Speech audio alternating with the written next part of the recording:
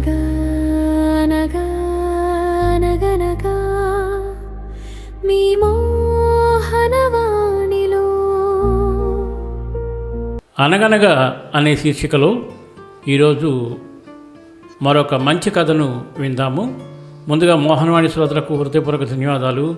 నా ఆధ్యాత్మిక మరియు భగవద్బంధువులందరికీ హృదయపూర్వక నమస్కారాలు. అనగనగా ఒక ఊళ్ళో గుడి ఎదురుగా కూర్చుని ఓ గుడ్డివాడు అడుక్కుంటూ ఉండేవాడు. చెట్టు నీడనే విశ్రాంతి పొందుతూ కాలక్షేపం చేసేవాడు. ప్రతిరోజు ఓ భక్తుడు గుడిని సందర్శించి తిరిగి వెళ్లే సమయంలో ఈ బిచ్చగాడి పాత్రలో ఓ నాణ్యం వేసేవాడు.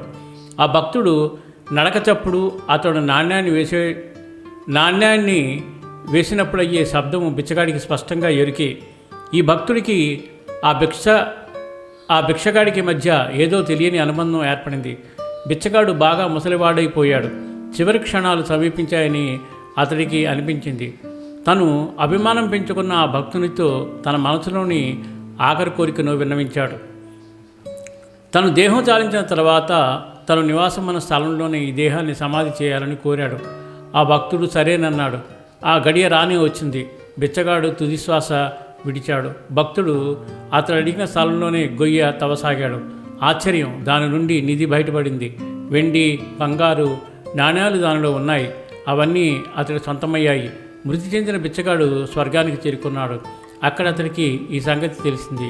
జరిగిన దానికి సంతోషపడ్డాడు. కానీ ఒక సందేశం అతడిని పీడించింది. నిధి మీదే కూర్చున్నాను, కానీ జీవితమంతా అడుక్కుంటూ బిచ్చగాడిగానే ఉండిపోయాను. దారిని పోయే దానయ్య కోటీశ్వరుడయ్యాడు. ఏమిటయ్యా ఇది అని దేవుణ్ణి ప్రశ్నించాడు. అతడికి దేవుడు సమాధానం చెబుతూ, నీ జీవితమంతా భగవంతుని సన్నిధిలోని కూర్చుని భగవన్నామాన్ని ఉచ్చరిస్తూ గడిపావు, అందుకే నీకు స్వర్గప్రాప్తి కలిగింది. అతడు రోజు భగవత్ సేవ చేస్తూ నీకు యథాశక్తిగా తనకు చేతనంత దానం చేశాడు. నీ కోరికను తీర్చేందుకు ఇచ్చిన మాటను నిలబెట్టుకున్నాడు.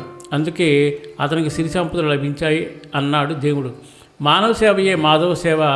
వ్యక్తి తనలో నిక్షిప్తమైన అనంత చైతన్య శక్తిని గుర్తించలేక దానిని విస్మరించి గుడ్డివాడిలా బయట ఏదో ఉందని పరిభ్రమించడం ఆగాలి. తప్పక అంతర్ముఖుడు కావాలి. కథ కంచికి మనం ఇంటికి.